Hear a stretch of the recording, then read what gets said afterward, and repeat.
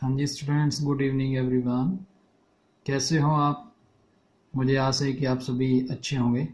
इस क्वार्टन टाइम में आप अपना जो समय है अच्छे से सेफ्टी के साथ व्यतीत कर रहे होंगे। तो मैं आपका जसविंदर सिंह सराम। आज हमने बात करनी है 9th क्लास के चैप्टर नंबर 2 की।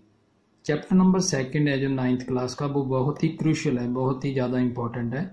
इसका नाम जैसे polynomial.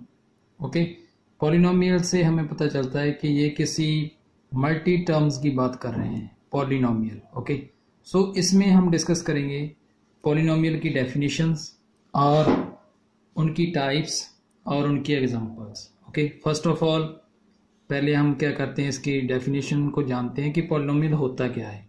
Okay, polynomial P x in one variable is an algebraic expression in x of the form. ये एक ऐसी फॉर्म होती है अलजेब्रिक एक्सप्रेशन की, ओके, जिसको कि हम एक चेन की तरह डिनोट करते हैं। ठीक है, देखिए जी आप पी एक्स दिया हुआ है, इसमें हमारे पास टर्म्स हैं। जैसे कि आपने प्रीवियस 8th क्लास में पढ़ा है कि अगर हम टर्म्स की कलेक्शन करते हैं, टर्म्स की कलेक्शन आप कैसे करते थे? आप पहले लिखते थे उसमें एक्सप्रेशन होता था कम्बिनेशन ऑफ, एक्सप्रेशन क्या होता था हमारा? कम्बिनेशन होता था वेरिएबल्स एंड कांस्टेंट्स का। Okay, variables plus constants, and उसमें हम लगाते थे तीसरी चीज ऑपरेटर। ओके, अगर आपको ये नहीं पता तो पहले आप इनके बारे में थोड़ा सा जान लें कि वेरिएबल होते क्या हैं। वेरिएबल होते हैं अल्फाबेट्स ए से लेकर जेड तक, जिनकी वैल्यू वेरी करती है। कांस्टेंट होते हैं जिनकी वैल्यू फिक्स होती है, जैसे हम काउंटिंग के लिए नंबर्स को यूज करते हैं। ऑपरेटर होते हैं हमारे प्लस माइनस वाले। तो एक्सप्रेशन हम कैसे बनाते थे? हम लिखते थे ना x + 2, x - 2, 2x - z, ये होते थे हमारे पास एक्सप्रेशन। तो इसमें हमारे पास टर्म्स आती थी 1 2 1 2 3 4 ऐसे टर्म्स आती थी। ओके, तो यहाँ पर देखिए पॉलिनोमियल में क्या होता है। पॉलिनोमियल में हमारे पास n टर्म्स होती हैं। ठीक है, n मीन्स फाइनाइट, जिनको हम काउंट कर सकते हैं। ठीक है, अब देखिए इस चेन में जो हमारे पास टर्म्स हैं, ओके, ये हमारे पास जनरल पॉलिनोमियल की एक फॉर्म है। ठीक है, इसको आपने याद रखना है। P x is equal to a n x n, जो यहाँ पर कांस्टेंट है, जितनी पावर इसकी है, ओके, जिनका नंबर इतना आ रहा है, एन आ रहा है, तो एक्स की पावर भी उतनी होगी। अगर एन -1 है तो एक्स n - 1, तो ये चेन बढ़ती जाएगी। ओके, जब ये वैल्यू है जो इसकी पावर है वो क्या हो रही है, वो डिक्रीज हो रही है। ठीक है, चेन जो आगे आगे बढ़ेगी तो इसकी पावर क्या हो रही है, डिक्रीज हो रही है। आप देखिए a2 x power 2, a1 x power 1, mean इसकी पावर क्या है, डिक्रीज हो रही है। a0 x0 की वैल्यू क्या होती है? देखिए बेटा, x0 की वैल्यू होती है हमारे पास 1। ओके, 0 की वैल्यू मतलब जब x की पावर हम कर देते हैं 0 यहाँ पे लास्ट में, तो 1 हम यहाँ पर नहीं लिखेंगे, सिंपली हमने a0 लिख दिया। ठीक है, a0 लिख दिया। ठीक है, अब इसमें आप देखिए ये पहली टर्म है, ये दूसरी है, इन सभी को हमने प्लस के साइन के द्वारा डिफ्रेंशिएट किया हुआ है, मतलब अलग अलग रखा हुआ है। पहली टर्म प्लस दूसरी प्लस तीसरी प्लस चौथी, ऐसी। ठीक है, अब इसमें देखिए ये जो a0 a0 a1 a2 an -1 an, ये हमारे पास क्या है, ये कांस्टेंट है। इनकी वैल्यू कहाँ से आएगी? नंबर में से आएगी, जिसको मैंने बोला था ना कांस्टेंट कैसे होते हैं, जैसे 1 2 3 4 -1 2 3 4 सो ऑन। ओके, तो हेयर इस पॉलिनोमियल में a0 a1 a2 an are respectively the coefficient of x0 x1 x square and so on up to xn।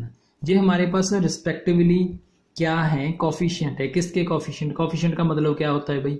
जो xn के साथ होता है वो इसका कोफिशिएंट हो गया, जो xn - 1 के साथ होता है वो इसका कोफिशिएंट हो गया, वो x स्क्वायर के साथ है वो इसका एक कोफिशिएंट हो गया, जो x1 के साथ है वो इसका कोफिशिएंट हो गया। मतलब जो भी वैल्यू इन वेरिएबल्स के साथ आगे मल्टीप्लाई है वो बोलते हैं इसका कोफिशिएंट, जो आपने प्रीवियस क्लासेज में पढ़ रखा है। ओके, अब इसमें देखिए एक बात और, जितनी x की हाईएस्ट पावर होगी उसको बोलते हैं इसकी डिग्री।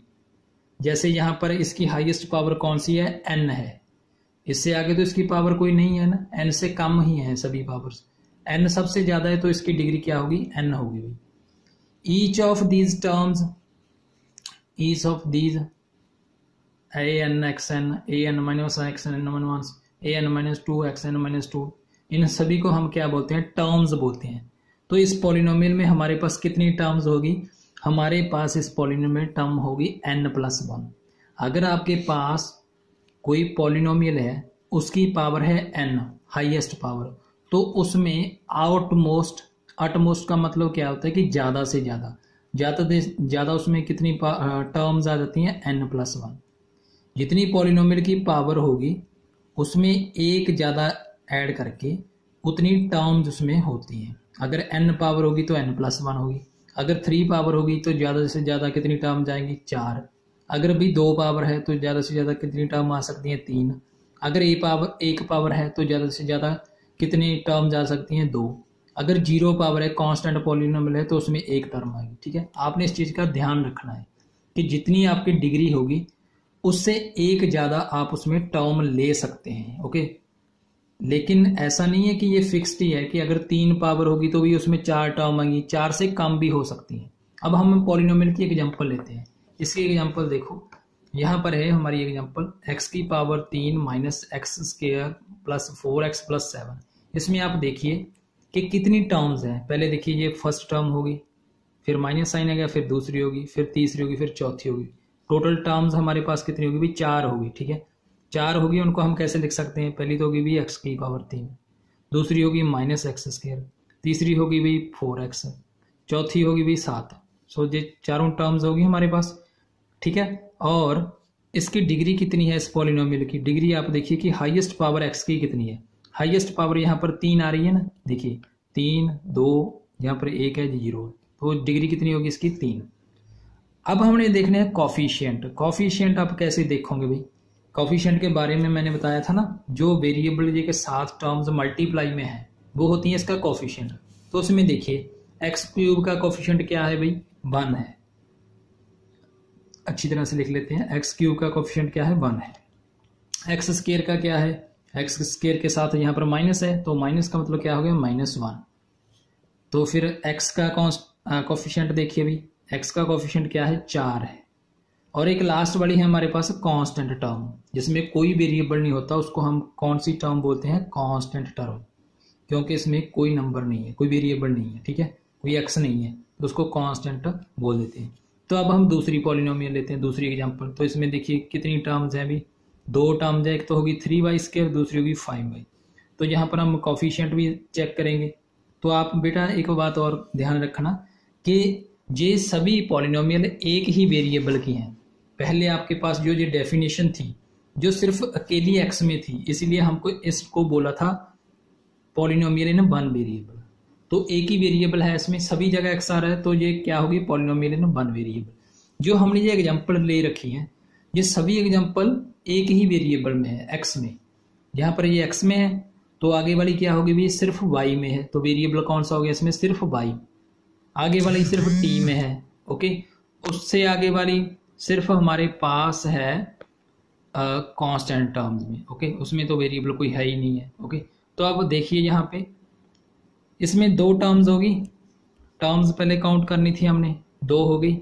अब इसके कॉफिशिएंट देखने भी, y² के साथ क्या है, y² का कॉफिशिएंट है भी 3, y का कॉफिशिएंट क्या है, y का कॉफिशिएंट है भी 5। तो इसी तरह से आपने इसमें काउंट कर लो कितनी टर्म्स आ रही हैं, टर्म्स हैं 2, एक तो t² होगी, दूसरी क्या होगी 4। तो कॉफिशिएंट देखो भाई, कॉफिशिएंट t² का कॉफिशिएंट हो गया 1, t का तो है ही नहीं इसमें, तो t का क्या बोलेंगे, 0। अगर आपको से कोई पूछ लेना कि अगर इसमें t नहीं है, तो अगर कोई आपसे पूछ ले कि इसका भी कॉफिशिएंट क्या है, तो आपने लिख देना कि 0 है। ठीक है, ऐसे नहीं बोलना कि कुछ भी नहीं है, 0 है, क्योंकि यहाँ पर t वाली कोई टर्म है ही नहीं।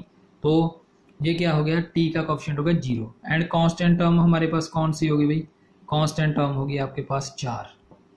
ये देखिए ये पॉलिनोमियल है, लेकिन ये पॉलिनोमियल कौन सी है, 0 पॉलिनोमियल, क्योंकि इसमें वेरिएबल नहीं है। ये वेरिएबल अगर नहीं है तो उस हम पॉलिनोमियल को क्या बोलते हैं, अगर वेरिएबल नहीं है तो उस पॉलिनोमियल को हम बोल देते हैं 0 पॉलिनोमियल। Okay, 0 polynomial. अब हमारे पास कंडीशन एक और आएगी भाई, पॉलिनोमियल, ये तो हमने बता दिया कि ये पॉलिनोमियल होती है, किस केस में पॉलिनोमियल नहीं होती, तो हम उसको कैसे आइडेंटिफाई करेंगे कि ये पॉलिनोमियल नहीं है। आप एग्जांपल लो भाई, अगर किसी एक्सप्रेशन में डिग्री मतलब x की हाईएस्ट पावर, अगर वेरिएबल की हाईएस्ट पावर नेगेटिव होगी और अगर उसकी पावर फ्रैक्शन में होगी तब हम उसको बोलते हैं कि वो पॉलिनोमियल नहीं है। तो हम क्या बोलते हैं कि that is not a polynomial. जब देखिए हमारे पास एक्सप्रेशन है, ये देख लो x की पावर -2, अगर आपके पास किसी पॉलिनोमियल में x की पावर नेगेटिव आती है तो हम उसको पॉलिनोमियल नहीं लेते, उसको पॉलिनोमियल नहीं बोलते, ठीक है। अगर इसमें पावर फ्रैक्शन में हो, जैसे कि क्यूब रूट हो गया भाई, क्यूब रूट, अगर एक्सप्रेशन में क्यूब रूट आ गया तो हम उसको भी बोलेंगे भी ये भी पॉलिनोमियल नहीं है। अगर आपके पास वैल्यू आ गई x की power under root means square root, तो उसको भी हम बोलते हैं कि वो भी पॉलिनोमियल नहीं है। ये आपने ध्यान रखना है। तो ये वाले पॉलिनोमियल चेक कीजिए, इसमें देखिए x की पावर क्या आ रही है, x की पावर आ रही है अंडर रूट, तो ये पॉलिनोमियल नहीं है। इसमें देखिए y की पावर क्या आ रही है, क्यूब रूट, तो ये भी पॉलिनोमियल नहीं है। इसमें देखिए x की पावर क्या आ रही है, नेगेटिव, तो ये भी पॉलिनोमियल नहीं है। तो मैंने आपको बताया पॉलिनोमियल के बारे में, उसकी एग्जाम्पल के बारे में, टर्म्स एंड कोफिशिएंट के बारे में, and when polynomial is not there. तो अब हम आगे बात करते हैं, हम बात करते हैं टाइप्स ऑफ पॉलिनोमियल की, पॉलिनोमियल होते कितने प्रकार की हैं। पहले तो देखिए पॉलिनोमियल को हम बेसिकली जो अपनी पिछली क्लास में पढ़ रखा है, on the basis of terms, भी हमने काउंट करनी है कि उसमें कितनी टर्म आती हैं। अगर भी एक टर्म आएगी तो उस पॉलिनोमियल को हम बोल देते हैं मोनोमियल। मोनो का मतलब क्या होता है, एक। अगर उसमें आ गई दो टर्म्स भी तो हम उसको बोल देते हैं बाइनोमियल। अगर उसमें आ गई तीन टर्म्स तो उसको बोलते हैं हम ट्राइनोमियल। ये आप उसके एग्जांपल चेक कर लो। पहले में आई हमारे पास एक एक टर्म, दूसरे में हमारे पास आ गई भी दो दो टर्म, ठीक है। तो जिसमें एक एक थी उसको बोल दिया मोनोमियल, जिसमें दो आ गई उसको बोल दिया बाइनोमियल, जिसमें तीन आ गई उसको बोल दिया ट्राइनोमियल। ओके, ये तो था on the basis of terms, कि टर्म्स को काउंट कर लेना भी कितनी टर्म्स है।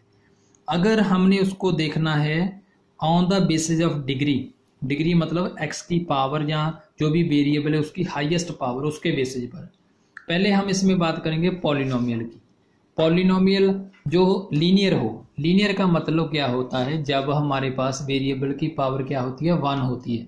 इसकी आपने एग्जांपल पढ़ रखी है पिछली क्लासेज में, क्योंकि आपने वहां पर चैप्टर किया था पॉलिनोमियल और इन वन वेरिएबल, ठीक है। आपने वहां पर पढ़ा होगा ये इक्वेशन इन वन वेरिएबल और linear equation in one variable, ठीक है। उसमें ऐसी आपने पॉलिनोमियल देख रखी है। मैं आपको एग्जांपल बताता हूँ।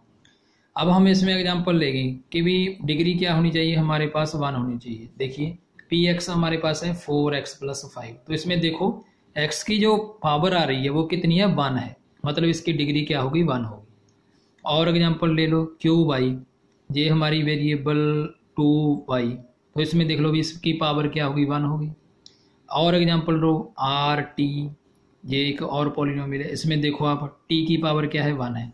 इन सभी में चेक कर लो भी आपके पास पावर क्या होगी, 1 होगी, तो डिग्री 1 होगी। अगर डिग्री 1 होगी तो ऐसी पॉलिनोमियल जो को हम क्या बोलते हैं, लीनियर पॉलिनोमियल। एक बात और मैं आपको बताना चाहता हूँ, जो मैंने डेफिनेशन में आपको बताई थी, मैंने क्या बताई थी भी, अगर इसकी डिग्री होगी n तो इसमें टर्म्स कितनी आ सकती हैं, ज़्यादा से ज़्यादा n+1 टर्म्स आ सकती हैं।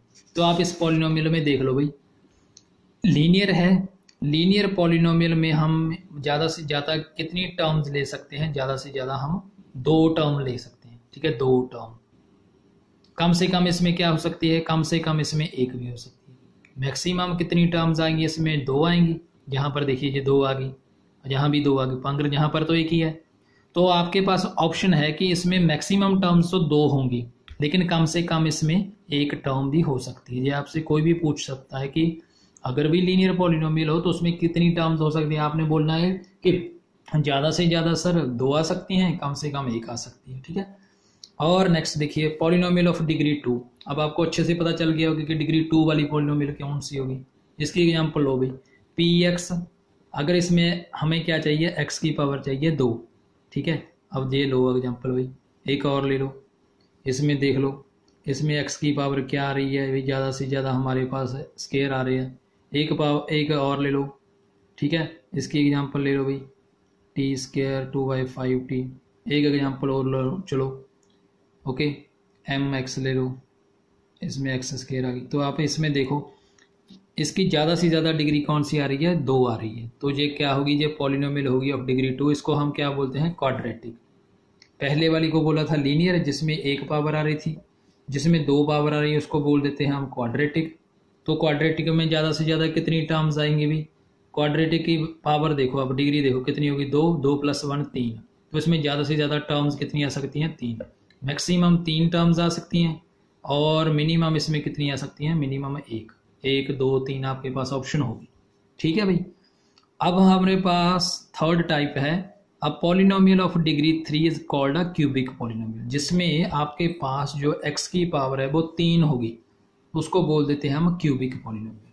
ओके माय डियर, तो इसकी एग्जांपल भी लिख लो, px = 4x³, qx = 2x⁻³ okay +1, and rx लिख लो इसमें 6x⁻³ ओके। तो लास्ट लिख लो tx में देखो आप 2x³ + 4x² + 6x + 7। तो ये वाली आपकी एग्जांपल होगी भाई क्यूबिक पॉलिनोमियल की। अब इसमें टर्म्स देखो, ज़्यादा से ज़्यादा भी टर्म्स हमारे पास कितनी आ सकती हैं, अकॉर्डिंग टू दैट कंडीशन, कि अगर डिग्री n है तो n+1 होगी। तो अगर हमारे पास यहाँ पर डिग्री कितनी है, 3 है, क्यूबिक है, क्योंकि क्यूब का मतलब होता है 3। तो इसमें ज़्यादा से ज़्यादा टर्म्स कितनी आ सकती हैं, n+1 मीन्स 3+1। सो ज़्यादा से ज़्यादा इसमें देख लो अटमोस्ट एक वर्ड होता है, अटमोस्ट का मतलब होता है ज़्यादा से ज़्यादा। ठीक है, तो इसमें ज़्यादा से ज़्यादा 4 टर्म जा सकती हैं। अटमोस्ट एक वर्ड होता है, ATMOST, एटमोस्ट। ओके, ज़्यादा से ज़्यादा इसमें 4 टर्म्स आ गई। कम से कम कितनी हो सकती हैं, 1 भी हो सकती है, 2 भी हो सकती है, 3 भी हो सकती है, 4 तो हमारी मैक्सिमम रेंज है। मैक्सिमम 4, मिनिमम कितनी हो सकती हैं, 1। तो ये आपने याद रखना है। नेक्स्ट आ गया भी जीरो पॉलिनोमियल। जीरो पॉलिनोमियल कौन सी होती है, जिसमें सभी जो कांस्टेंट होते हैं वो जीरो होते हैं। ओके, पॉलिनोमियल की आपने डेफिनेशन पढ़ी थी ना, यहाँ पर अगर ये सभी जो ये कांस्टेंट हैं अगर ये जीरो होंगे तो ये पॉलिनोमियल क्या हो जाएगी, जीरो पॉलिनोमियल। ओके, हम उसको किससे साथ नोट करते हैं, P0 के साथ। P0 में कोई टर्म नहीं होती, ठीक है, सभी जीरो हो जाती है। अब हमारे पास नेक्स्ट है एक्सरसाइज। एक्सरसाइज बड़ी इजी है, ये तो आप विद इन सेकेंड्स कर सकते हैं। ओके, सबसे पहले आपने क्या करना है, क्वेश्चन नंबर 1 सॉल्व करना है। इसमें भी आपने बताना है कि ये पॉलिनोमियल है वो 1 वेरिएबल में है। 1 वेरिएबल मतलब उसमें एक ही जो हमारे पास वेरिएबल आ रहा है x, y, z। तो इसमें आप देख लो, पहले तो आपने देखना है कि ये एक ही वेरिएबल में है, और आपको बताना है कि जो नहीं है, एक तो जो पॉलिनोमियल है 1 वेरिएबल में और जो दूसरी नहीं है उसका आपने रीज़न भी बताना है, ये क्यों नहीं है, अगर नहीं है तो क्यों नहीं है। तो पहले आप देखिए, फर्स्ट है आपके पास 4x² - 3x + 7। तो देखिए इसमें सिर्फ एक ही वेरिएबल आ रहा है, x आ रहा है, तो हमें पता चल गया कि ये भी साफ ही पॉलिनोमियल है। ठीक है, नेक्स्ट में आपके पास क्या आ रहा है, y + 2y। ओके, ये भी आपके पास पॉलिनोमियल है। ठीक है, और y² + √2, दूसरा हमारे पास क्या है, y² + √2। ये पहली भी पॉलिनोमियल होगी, दूसरी भी होगी। ठीक है, एंड तीसरी में देखो, तीसरी भाई पॉलिनोमियल क्यों नहीं है, तीसरी पॉलिनोमियल नहीं है क्योंकि जो इसकी जो पावर है, जो पावर होल नंबर नहीं है। मैंने आपको बताया ना कि हमारे पास पॉलिनोमियल कब नहीं होती। ये देखो, मैं आपको बताना चाहता हूँ कि पॉलिनोमियल कब नहीं होती, जब इसकी पावर है जो वो होल नंबर में ना हो। ठीक है, होल नंबर में ना हो, अगर नेगेटिव हो या जो फ्रैक्शन में हो, जैसे कि रूट हो गया, क्यूब हो गया, क्यूब रूट, तो इसको हम पॉलिनोमियल नहीं बोलते। तो आपने इसका रीज़न दे देना है कि भी पहली हमारे पास पॉलिनोमियल है क्योंकि इसकी सभी एक ही वेरिएबल हैं। ओके, और इसकी पावर जो है होल नंबर है। ठीक है, तो पहली तो होगी, दूसरी भी होगी, तीसरी नहीं है। क्यों नहीं है, क्योंकि वे इसकी पावर है वो होल नंबर नहीं है, not in a whole number. ठीक है, इसका रीज़न दे देना है। अब चौथी में आओ, चौथी में देखो आप, ये भी पॉलिनोमियल नहीं है। क्यों नहीं है, क्योंकि भाई यहाँ पर ये y है, y को अगर हम ऊपर लेकर जाएंगे न्यूमरेटर में तो इसकी नेगेटिव पावर आ जाएगी। अगर इसकी नेगेटिव पावर आ गई तो ये भी इसकी पावर है वो होल नंबर नहीं है, तो इसका मतलब क्या हो गया, ये भी पॉलिनोमियल नहीं है। अब है पांचवा आप देखिए, ये पॉलिनोमियल तो है क्योंकि सभी की पावर है जो पॉजिटिव है, पर ये एक वेरिएबल में नहीं है। कितने वेरिएबल हो गए इसमें? 3 वेरिएबल हो गए, ठीक है। ये पॉलिनोमियल तो है लेकिन कितने वेरिएबल में है? ये है 3 वेरिएबल में, क्योंकि इसमें x भी आ गया, y भी आ गया, t भी आ गया, ठीक है। ये आसान सा क्वेश्चन था, आपको पता चल गया होगा कि वेरिएबल देखने हैं कितने हैं और उसकी पावर चेक करनी है। अगर वेरिएबल है उसकी पावर सिंपल है तो वो पॉलिनोमियल होगी इन 1 वेरिएबल। अगर वेरिएबल जो हैं उनकी पावर है जो होल नंबर में नहीं है तो उसको हम बोलते हैं नॉट अ पॉलिनोमियल। अगर वेरिएबल हैं ज़्यादा हैं तो उनको हमने काउंट कर लेना कितने हैं, जैसे यहाँ पर हो गए 3 हो गए, तो इसको हम बोल देंगे ये पॉलिनोमियल है इन 3 वेरिएबल, ओके, इन 3 वेरिएबल, ओके। अब नेक्स्ट है क्वेश्चन नंबर सेकंड क्वेश्चन में आपने क्या देखना है कि पॉलिनोमियल्स आपको दी हुई हैं, इसमें आपने कोफिशिएंट बताना है कि भाई एक्स स्क्वायर का कोफिशिएंट है वो क्या है। पहले तो आप देखिए कि एक्स स्क्वायर वाली टर्म इसमें है कौन सी, ये वाली होगी। इसको आप डिफरेंट करके लिख लो, जहां पर लिख लिया। अब आप देखो इसके साथ कौन सा कोफिशिएंट आ रहा है? 1 आ रहा है भाई, क्योंकि इसके साथ यहाँ पर कुछ नहीं है। अगर कुछ नहीं होता तो उसका मतलब क्या होता है? 1 होता है। अब इसमें चेक करो, इसमें है -x², तो इसका मतलब इसका कोफिशिएंट क्या हो गया भाई? इसका कोफिशिएंट हो गया -1, क्योंकि यहाँ पर आपके पास क्या आ रहा था? माइनस, तो माइनस का मतलब क्या हो गया? -1। अब इसमें देखो x² के साथ क्या आ रहा है भाई? π/2, तो x का कोफिशिएंट क्या हो गया? π/2। बड़ा ही ईजी है ना, x² के साथ देख लेना है आपके पास क्या रखा है। लास्ट में देखो भी इसमें x² वाली कोई टर्म है? नहीं है, तो हम क्या बोलेंगे? मैंने आपको पीछे बताया था कि अगर आपको कोई टर्म नहीं मिलती तो हम उसका कोफिशिएंट क्या लेते हैं? 0 लेते हैं। जैसे मैंने आपको एग्जांपल बताई थी यहाँ पर कि इसमें देखो, इसमें आपके पास आ रहा है t², मगर यहाँ पर t नहीं था तो हमने उसका कोफिशिएंट क्या लिखा था? 0 लिखा था, क्योंकि t वाली टर्म नहीं है तो उसका 0 लिख देना है। तो अब आप यहाँ पर देखिए कि x² की कोई टर्म नहीं है तो इसका जो कोफिशिएंट होगा वो क्या आएगा भाई? 0 आ जाएगा, ठीक है। नेक्स्ट है थर्ड में आपने क्या करना है? आपने पॉलिनोमियल लिखनी है अपनी तरफ से। कौन सी पॉलिनोमियल लिखनी है? बाइनोमियल जिसमें 2 टर्म्स होती हैं, ठीक है। और एक आ गया आपके पास मोनोमियल कौन सा होता है? जिसमें आपके पास एक टर्म होती है, ठीक है। अब आपने क्या देखना है? आपने इसमें देखना है कि बाइनोमियल, आपने एक ऐसी पॉलिनोमियल लिखनी है जिसमें हाईएस्ट पावर कितनी हो? 35 हो। तो ये लो वही एग्जांपल लिख लो, x की पावर 35 + x।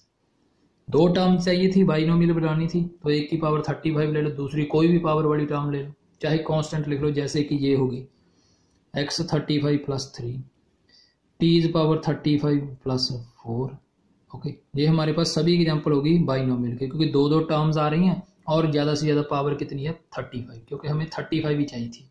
अब हमने लिखना है मोनोमियल, इसकी एग्जांपल देनी है सेकंड पार्ट। मोनोमियल में हमको क्या चाहिए? सिर्फ एक टर्म, तो आप कोई भी वेरिएबल की पावर भी 100 लिख दो, ठीक है। x की पावर 100 लिख दिया, p की पावर 100 लिख दो, 2p की पावर 100 लिख दो, ओके, 3q की पावर 100 लिख दो। ये सभी जो एग्जांपल होगी जो मैंने कॉमो के साथ डिफ्रेंशिएट करके लिखी हैं अलग अलग, तो ये सभी पॉलिनोमियल जो हो गई मोनोमियल, ओके, एक टर्म वाली मोनोमियल, ओके, अंडरस्टूड। अब देखो डिग्री, चौथा क्वेश्चन क्या है हमारा एक्सरसाइज का? डिग्री देखनी है कि x की भी लार्जेस्ट पावर, हाईएस्ट पावर कौन सी है।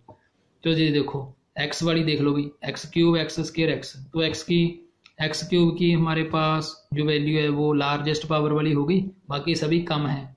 तो इसका मतलब क्या हो गया? इसकी डिग्री कितनी आएगी? 3 आएगी, क्योंकि ज़्यादा से ज़्यादा पावर वाला क्या है हमारे पास? x की पावर 3।